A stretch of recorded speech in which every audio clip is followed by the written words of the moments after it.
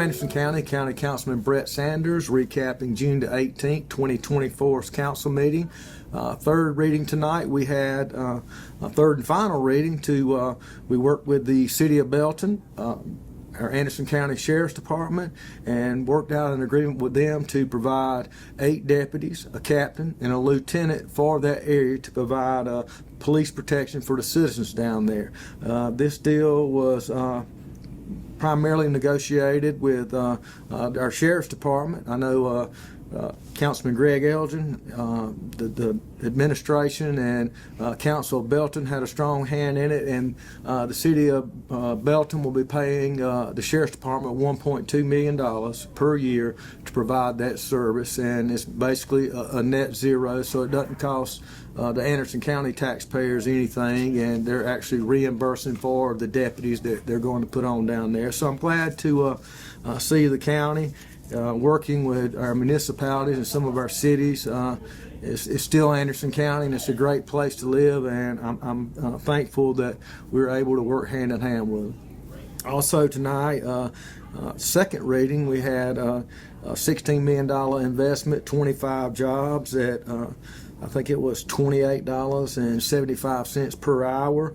An old former Milliken site in a town, Belton again, that has lost over 500 jobs recently. And this company here is coming in, good benefits, good salary, good investment. So we hope to see them grow and expand down there and continue to fill the void for some of the companies that's pulled out. And it also construction, and you see people successful in a certain area, it breeds success. So that will open the eyes up of other companies that may like, hey, there's an opportunity here, there's a workforce here. So maybe not only with the police force, but these things here, we're starting to see the City of Belton becoming even better than what it already is. So we're grateful for our companies and our Economic Development Department for those. We also will allow the county, we took in, or we leased back the Sandy Springs Park, which we had at least in the past. The lease had expired.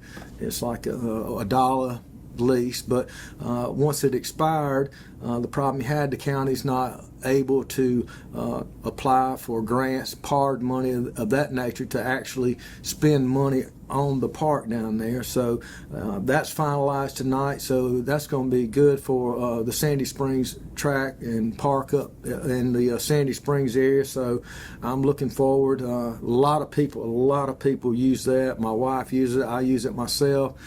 So I'm excited to see, hopefully we can get some grant money and get a little better and safer recreation areas and improvements for the Sandy Springs Park and Mount Zion, right there at the Mount Zion Church. So I'm thankful for that.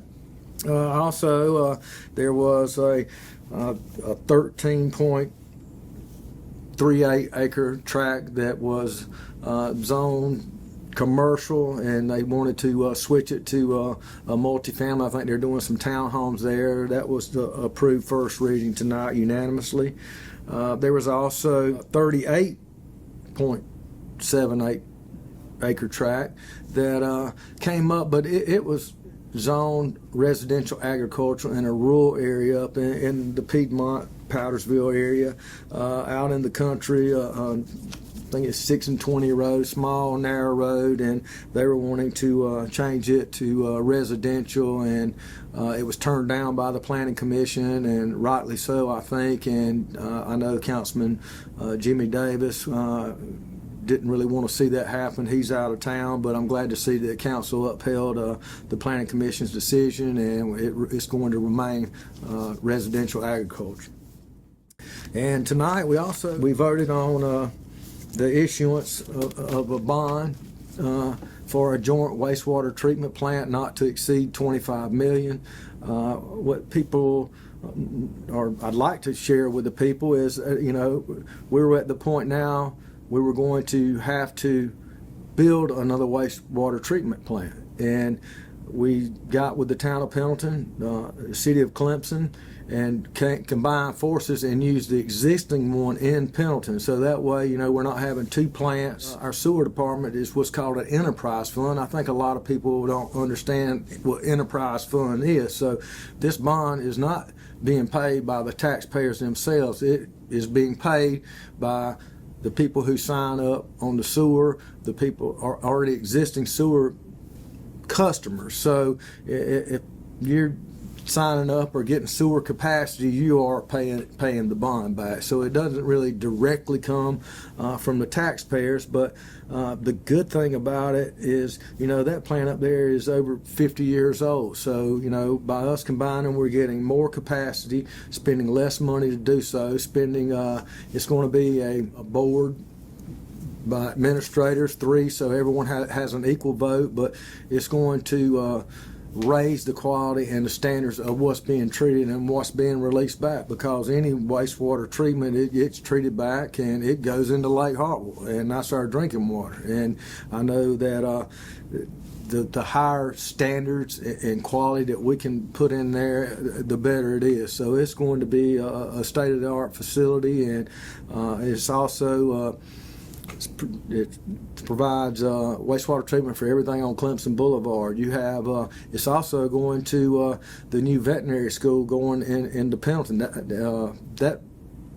That plant is at capacity now. So by expanding the capacity, we're able to have the new veterinary school. We're able to have a higher quality of treatment. Plus, Arthrex is on that line. If Arthrex decides to do another expansion, hey, we don't have any more capacity there. So, or if you have a small business in your own sewer, and you decide you're going to grow and expand your business, so without capacity, you're not going to be able to, and you're not going to create jobs. So I'm glad to see that's moving forward.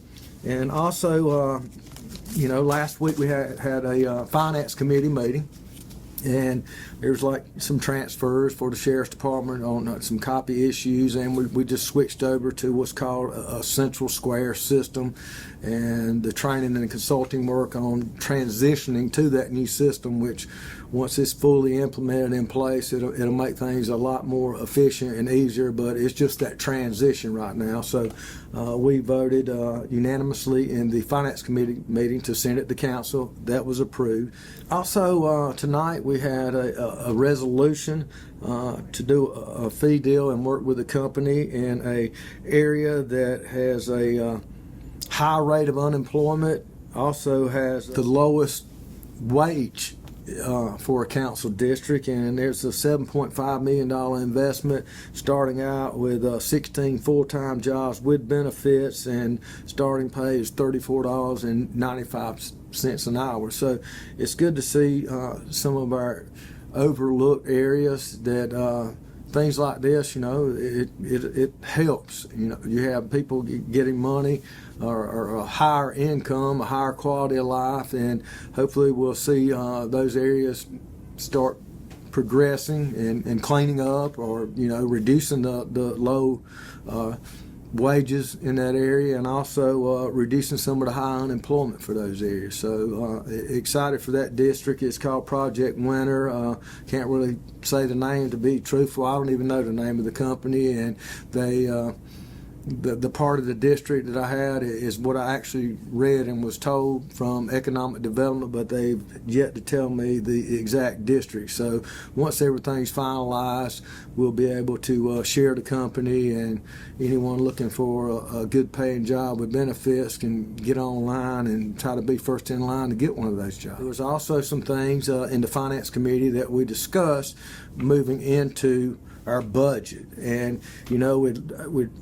I take pride in getting that budget done and balanced, and no tax increase, and we've actually been able to do it early in other times, but right now everything that we have is pretty much in the finalized state, but we're waiting on the state of South Carolina. Until they approve their budget, we don't really know where we are or what funds are going to be allocated, and if they're not passed at the state level, then we've got to come back and back things out of our budget and kind of tweak and make sure that we've got a solid budget. So Right now, everything looks great on the budget. I know we have a time frame that when it has to be done, and I hope I think the state does a good job on the budget. But we're at their will right now. So hopefully they'll get that thing done. We'll know exactly where we stand, and we're probably going to end up having to have a special call meeting because of our time frame from here to the next council meeting. But